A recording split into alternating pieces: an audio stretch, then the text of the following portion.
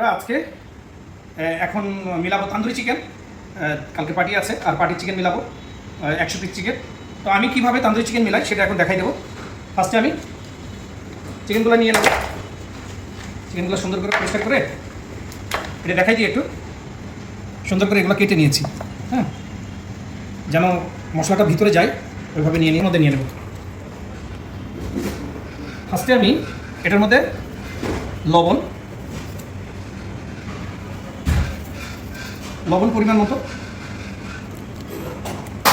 আদা রসুনের পেস্ট আর লেবুর রস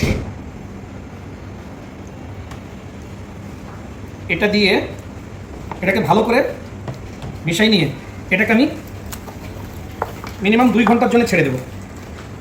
2 ঘন্টার জন্য এটাকে এভাবে মিলাই রেখে দেবো। আমি এটাকে ভালো করে মিলাই নিয়েছি। এটা এখন আমি 2 ঘন্টার জন্য এভাবে রেখে দেবো। আমি এখন চিকেনের মশলাটা বানিয়ে নেব। আর ফার্স্টে নিয়ে নিচ্ছি টক দই, আদা রসুন বাটা,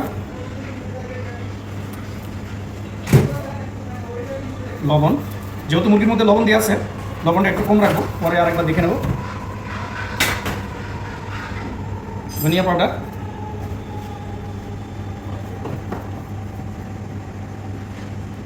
লাল মরিচের গুঁড়া,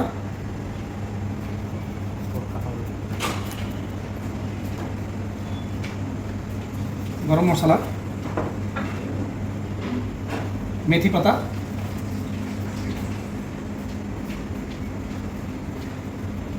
কাশ্মীরি চিলি পাউডার কালারের জন্য, জিরা পাউডার, গরম মশলা কম হচ্ছে একটু আরেকটু গরম মশলা দিয়ে দিই। এটা এখন আমি ভালো করে মিক্স করে নেব।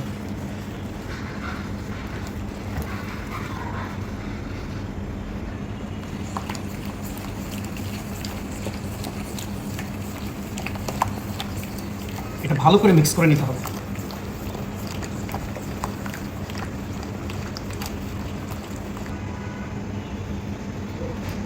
এখানে আমি দিয়ে দিচ্ছি কাজু বাদাম বাটা। কাজু বাদাম বাটাতে দিলে কি হয়, টেস্টটা ভালো হয়। আর একটা ডানো ক্রিম।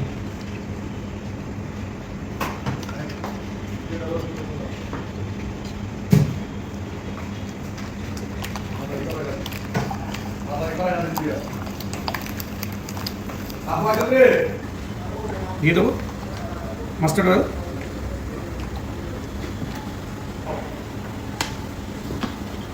আমার তন্দুরি মশলা রেডি হয়ে গেছে।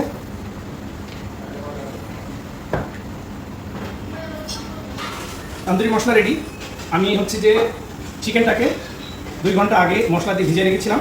এখন ওই চিকেনটাকে আমি এই মশলার সাথে মিলাই নেব। মশলার সাথে মিলাই নিয়ে এটাকেও আমি 4 থেকে 5 ঘন্টা রেখে দেবো। আমি মিলাই নেব, দেখাইতেছি।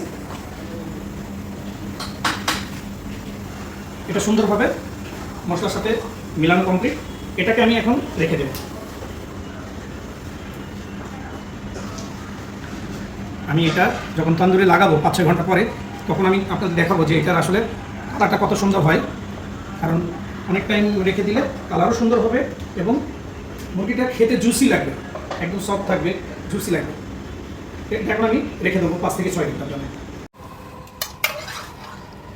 5-6 ঘন্টা রাখার পর এখন চিকেনগুলা তান্দুরে সেঁকে নেব। দেখতে পাচ্ছি 5 ঘন্টা রাখার পর চিকেনটা একটা সফটনেস এসে গেছে এর মধ্যে। আর এটা যখন আমি শিখবো খুবই টেস্ট হবে, কারণ হচ্ছে একটা লং টাইম মশলার মধ্যে রাখলে, আগেই বলেছি যে মুরগিটা অনেক টেস্ট হয়, মশলাটা মাংসের মধ্যে ঢোকে আর সফট হয়। তো এখন আমি সবগুলা এভাবে তান্দুরে সেঁকে নেব।